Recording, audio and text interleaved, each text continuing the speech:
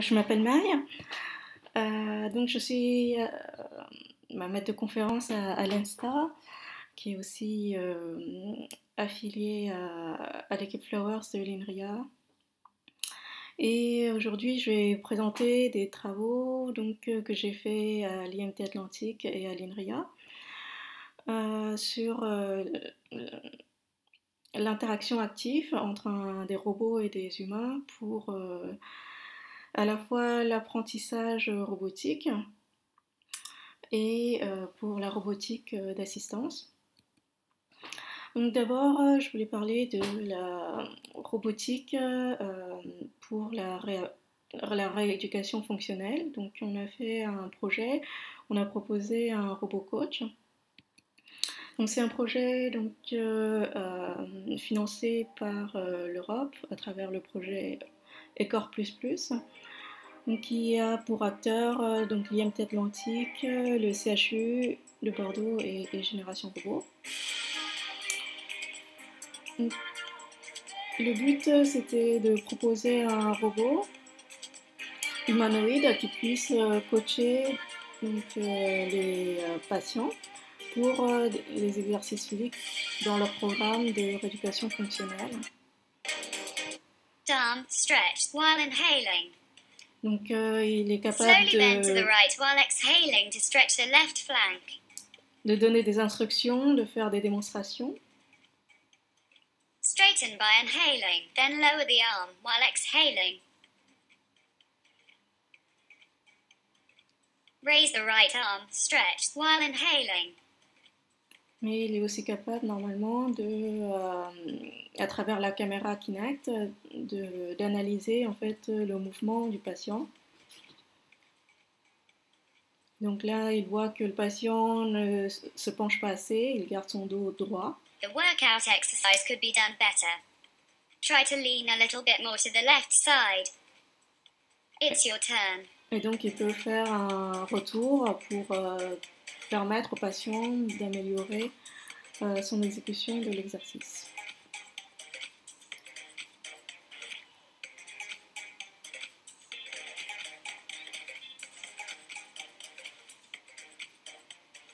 The workout exercise has been properly done.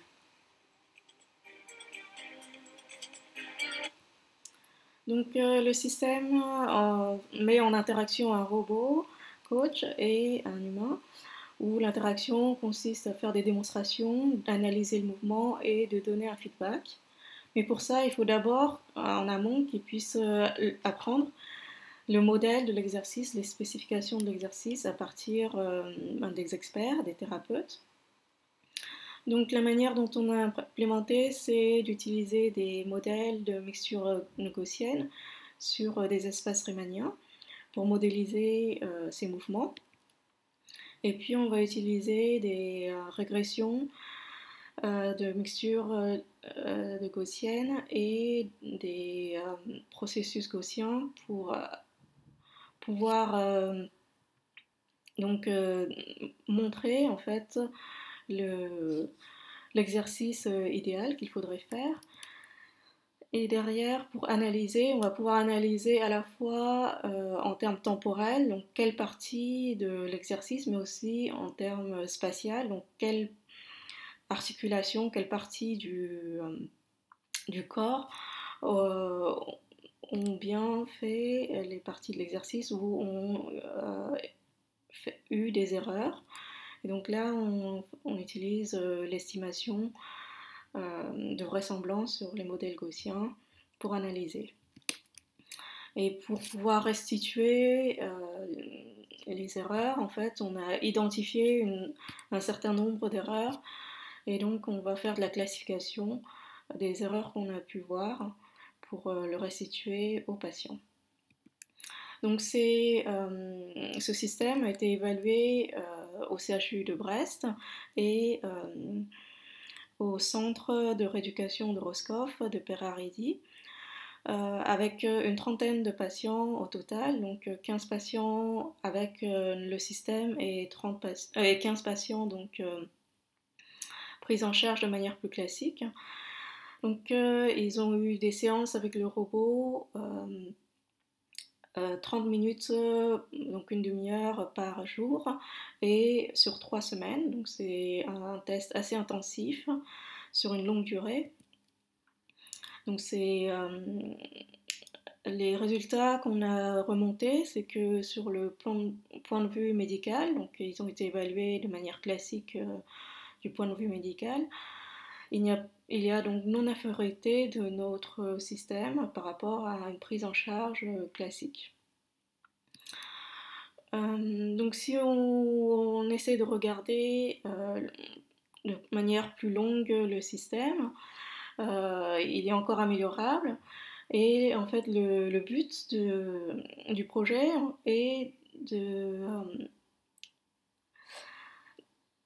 d'augmenter le temps que le patient passe à s'exercer et pour les thérapeutes de leur dégager du temps pour vraiment faire le diagnostic et l'interaction avec le patient et non pas du temps en fait pour les surveiller de manière répétitive tous les jours. Et, à plus long terme, c'est aussi de pouvoir proposer éventuellement ce système, non pas en clinique, mais donc à la maison, pour que le patient puisse prolonger en fait son temps de prise en charge par voilà, un coach pour qu'il puisse s'exercer chez lui. Et donc notre proposition est axée en fait sur la proposition d'un robot compagnon qui est incarné, qui va pouvoir en fait à travers son interaction et ses feedbacks stimuler en fait la motivation du patient pour qu'il puisse en fait s'exercer sur des mois et des mois que nécessite sa rééducation. Donc ça me permet en fait de passer à la deuxième partie de ma présentation qui est de se demander en fait qu'est-ce que c'est la motivation, comment est-ce qu'on peut modéliser la motivation. Donc cette deuxième partie en fait va être inscrite sur une démarche de robotique développementale et de robotique cognitive, de voir comment est-ce que on va essayer de définir cette motivation pour permettre par exemple à un robot d'apprendre et aussi d'apprendre en interaction avec des humains. Donc un des travaux que j'ai effectué en collaboration avec Clément Moulin-Frier, c'est de modéliser comment est-ce qu'un enfant va apprendre à vocaliser, à parler tout simplement, à contrôler ses moteurs de la bouche et des cordes vocales. Donc la question c'est comment est-ce qu'on peut relier un son qu'on veut produire, qu'on veut imiter, et les commandes vocales donc, de manière dynamique à travers le temps. Donc ici sur trois temps. Donc quel est le modèle qui permet de relier ça? C'est un problème d'apprentissage multitâche, parce qu'on va mettre en œuvre des modèles de contrôle moteur différents pour des sons différents. Et dans nos travaux, on va modéliser en fait ce modèle par une gaussienne qui va en fait être un mapping entre les sons et les contrôles moteurs, donc de la bouche, des cordes vocales, mais aussi du poumon. Et on va mettre aussi en place un deuxième modèle qui permet en fait d'explorer l'espace des sons. Donc c'est qu'on modélise aussi par une gaussienne qui à partir de l'histoire, donc l'ensemble des données qu'on a déjà acquis, va nous dire quel est le prochain son qu'on va essayer en fait de produire pour en fait avoir une richesse de production de son, une capacité de généralisation maximale.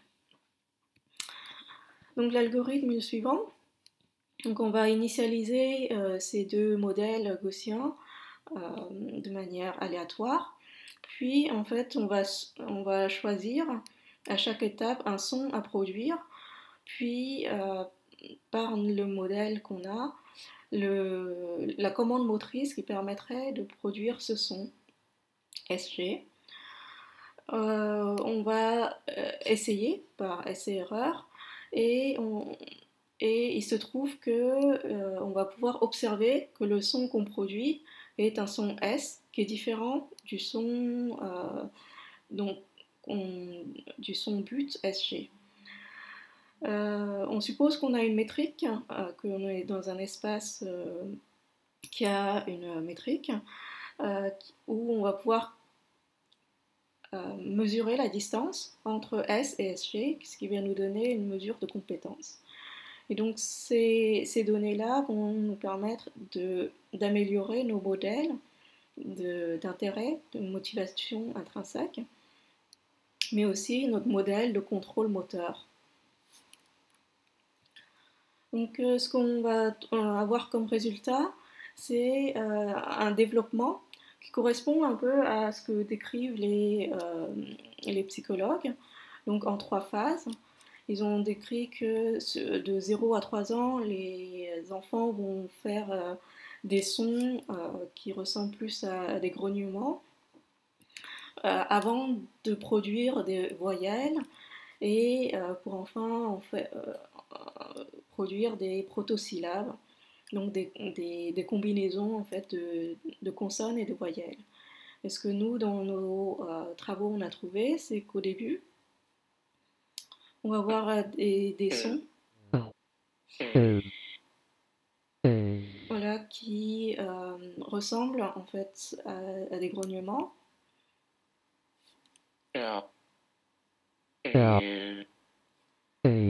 Et dans un deuxième temps, on va avoir des sons, donc majoritairement qui sont dépeints ici en jaune, qui correspondent à des sons beaucoup plus étirés, qui correspondent plus à des voyelles.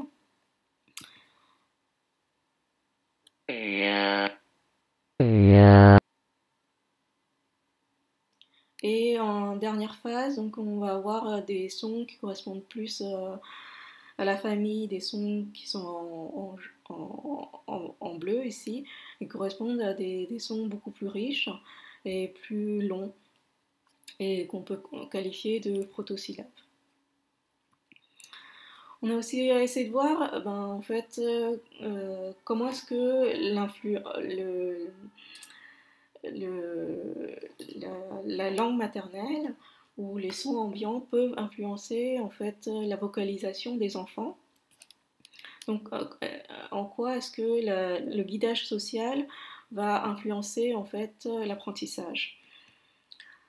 Donc de la même manière, on a regardé la littérature de la psychologie qui nous dit que grosso modo, en fait, on va avoir une première phase de développement entre 0 et 10 mois où les enfants vont produire des sons mais qui ne sont pas trop influencés par la langue maternelle, et c'est qu'à partir de 10 ou 12 mois que les sons produits sont influencés par la langue maternelle.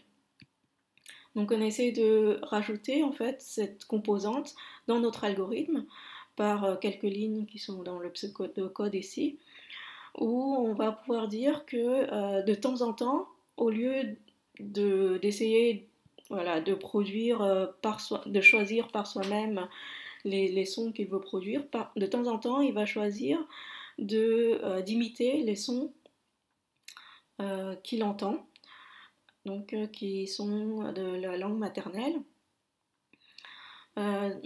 donc par émulation. Et donc ça veut dire que au lieu de choisir son but de manière autonome, il va choisir un son qui fait partie en fait d'une base de données de sons qui est caractéristique de la langue maternelle, qui appartient à la langue maternelle. Donc ici, on a essayé de représenter en fait ces sons sur des espaces 2D. On a mis donc, sur des espaces, donc sur trois espaces 2D, les sons. En bleu, les sons qui sont produits par le robot, donc notre simulation. Et en rouge, les sons qui sont qui font partie des sons de la langue maternelle. Donc il peut choisir d'imiter. Donc ce qu'on voit, c'est qu'au début, les sons sont pas très riches. Ils sont plutôt axés autour de certaines régions. Et à la fin, sur la deuxième partie de l'apprentissage, on va avoir un panel de sons beaucoup plus riche et qui couvre les sons qui sont les sons de la langue maternelle. C'est-à-dire qu'il a appris à reproduire les sons de la langue maternelle. Maintenant, la question, c'est comment est-ce que cette langue maternelle influence l'exploration en lui-même. Donc là, on a essayé de voir comment ça se passait si on avait proposé d'autres sons dans la langue maternelle. Donc les points rouges vont être déplacés. Et donc sur la première phase de l'apprentissage, on voit que les sons ressemblent beaucoup, les sons en bleu, les points en bleu ressemblent beaucoup à ce qu'on avait avant. Donc il y a très peu d'influence de la langue maternelle sur l'exploration au début. Et par contre, à la fin, donc sur la deuxième phase, on va voir que les points en bleu vont couvrir les points en rouge et vont avoir une forme assez différente. Donc on voit qu'il y a une influence de l'exploration du son des enfants par rapport au son de la langue maternelle qu'il entend. Maintenant, la question se pose sur la motivation, comment est-ce on peut apprendre, mais sur des tâches complexes. Comment est-ce qu'on peut réutiliser les connaissances qu'on a acquises sur des tâches simples, comme apprendre à vocaliser, mais sur des tâches beaucoup plus complexes, pour utiliser du transfert de connaissances. Un exemple, c'est si on a des objets sur une table, comment est-ce qu'on peut les placer l'un par rapport à l'autre? C'est une tâche qui est composée de deux sous-tâches, qui est de placer le premier objet et le deuxième objet. Donc on voit que l'espace des tâches ou des observables peut avoir une complexité et les différentes tâches peuvent être reliées entre eux et on peut faire la décomposition de tâches. Et ça permet en fait d'apprendre de manière plus simple les actions qu'il faudrait mettre en place pour effectuer les tâches complexes. Donc si on a une première commande motrice pour faire la première tâche de déplacer l'objet bleu, et une deuxième commande motrice pour déplacer l'objet vert, et bien effectuer la tâche de placer les deux objets peut être effectuée par la succession des deux actions. Et à cela se rajoute la question de comment est-ce qu'on peut apprendre aussi cette hiérarchie des tâches, cette décomposition des tâches grâce à un humain qui peut nous faire des démonstrations. Donc là, on a appliqué sur un setup expérimental où on a un bras robotique industriel face à une table. Ici, on va avoir une table interactive et il va pouvoir faire des actions donc, qui contrôlent les 7 joints du bras robotique qui sont contrôlés par des Dynamic Movement Primitives, des DMP. Ce qui fait que le robot va pouvoir faire des actions primitives avec 14 paramètres continus. Il va pouvoir faire plusieurs effets dans son environnement. Donc déjà déplacer son bras, donc son end effector, mais aussi donc déplacer des objets bleus, déplacer des objets verts, combiner les objets entre eux, et quand il bouge les objets bleus et les objets verts, on peut imaginer que c'est une table de DJ, et donc ça va pouvoir produire des sons de plus en plus riches. Donc ici on a la vidéo de l'évaluation.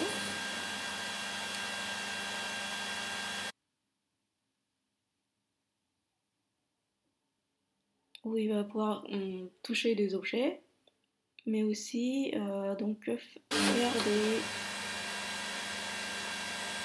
déplacer l'objet bleu,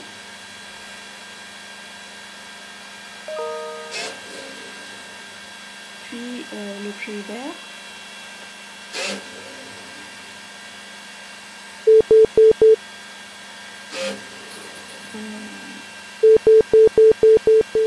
et puis toucher un autre bouton pour faire un son. Alors, malheureusement, j'ai pas eu le son. Normalement, il y a un son qui est émis à plusieurs étapes. Donc l'idée de notre setup, c'est un apprentissage multitâche avec des politiques, donc des actions de complexité différentes, qui peuvent être simples pour aller toucher la table, mais qui peuvent être une séquence d'actions pour pouvoir faire des sons complexes et de la musique.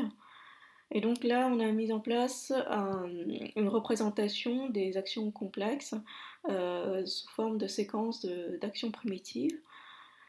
Le robot peut découvrir, exploiter la hiérarchie des tâches en combinant en fait les différentes tâches entre elles.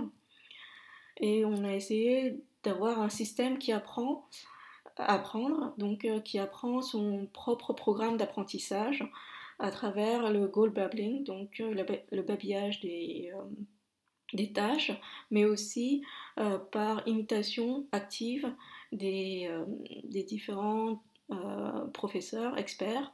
Donc il va pouvoir demander à chacun des experts des questions différentes et choisir à quel expert il veut demander les questions. Donc chacun des experts a son propre domaine d'expertise. Donc on a proposé en fait l'algorithme SGIMPB pour Socially Guided Intrinsic Motivation with Procedure Babbling. Et là, on a les résultats où on a en fait la courbe d'erreur à travers le temps, donc le nombre de données qu'il se choisit lui-même, donc son exploration. Et donc notre algorithme, qui est la courbe en rouge, a le moins d'erreurs. Et on voit que par rapport à la courbe en noir, qui est la courbe où il a juste les démonstrations simples, sans exploration autonome, il améliore ses performances. Et par rapport à un apprentissage aléatoire, où il fait des actions de manière aléatoire, on a une amélioration de l'ordre de 10. On voit sur le résultat ici, on met les histogrammes en fait des décompositions de tâches qu'il utilise pour chaque tâche. Donc ici pour déplacer l'objet bleu, on voit que majoritairement il choisit la décomposition de tâches de déplacer son bras vers la position initiale de l'objet, puis déplacer son bras vers la position désirée. De la même manière pour l'objet vert. Et pour combiner les deux objets entre eux, on voit que majoritairement il va utiliser les sous-tâches de déplacer l'objet bleu puis l'objet vert. Etc. pour produire des sons de la même manière. Et pour produire une musique plus longue, il va utiliser donc les sous-tâches produire un petit son, puis toucher le bouton de prolongation du son. Donc ce qu'on voit, c'est que HIMPB est capable d'apprendre la hiérarchie des tâches et que pour la dernière tâche, en fait, on n'a pas mis d'expert et il est quand même capable d'apprendre de manière autonome euh, la hiérarchie des tâches. Et donc si on regarde de manière plus précise, pour chacun des types de tâches, quelle est la stratégie, quel est le teacher, l'expert qu'il a essayé d'apprendre, de solliciter. On voit que pour les tâches simples, il a demandé en fait au teacher qui est spécialiste de sa tâche en effet et qui fait des démonstrations de politique. Et pour la tâche oméga 1, pareil, il demande en fait au teacher qui est le teacher de oméga 1, mais cette fois c'est plus le teacher procédural. C'est-à-dire que les teachers peuvent soit faire des démonstrations directement des commandes motrices ou juste indiquer la décomposition des tâches, donc c'est les teachers procéduraux. Donc voilà, et donc donc on voit qu'il y a une correspondance à chaque fois entre les tâches qu'il veut résoudre et les teachers qu'il sollicite. De manière plus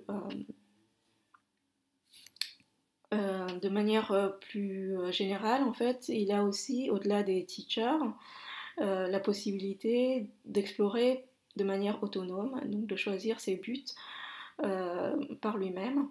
Et la stratégie, s'il essaie d'utiliser directement des commandes motrices ou d'utiliser des sous-tâches. Et ce qu'on voit, c'est qu'on a favorisé l'exploration autonome et que pour les tâches simples, il va plutôt explorer de manière autonome l'espace des commandes motrices, mais que pour les tâches plus complexes, qui sont produire des sons et combiner les objets entre eux, il va plutôt favoriser l'exploration autonome de la décomposition de tâches. Donc, autonomous procedure, c'est l'exploration de la décomposition de tâches. Donc en résultat, on voit qu'il utilise les tâches, pour les tâches simples, l'exploration des politiques, et pour les tâches plus complexes, donc plus hiérarchiques, il utilise l'exploration des procédures ou de décomposition de tâches. Donc en contribution, on a montré que pour l'apprentissage multitâche, les procédures sont une représentation qui permet de découvrir la hiérarchie des tâches et qui permet le transfert de connaissances entre des tâches simples aux tâches plus complexes. Et en termes d'apprentissage du curriculum, donc du programme d'apprentissage, le robot apprend à contrôler les tâches simples d'abord, puis les tâches plus complexes. Et surtout, en termes d'interaction avec les humains, les experts, on voit que les démonstrations d'experts peuvent être différenciées. Donc, il faut plutôt privilégier les démonstrations de politique, de commandes motrices pour les tâches simples, et pour les tâches complexes, on peut privilégier en fait l'indication de la décomposition de tâches. Et notre algorithme a été capable de choisir par lui-même qu'est-ce qu'il veut imiter, plutôt les commandes motrices, plutôt la décomposition de tâches, mais aussi quand, comment et quel expert solliciter. Maï, je ne sais pas si tu as terminé, en tout cas, ce serait bien d'avoir une minute pour les questions. Oui, c'est bon, j'ai terminé. Donc, juste le dernier slide qui est sur les références. Les gens. Voilà.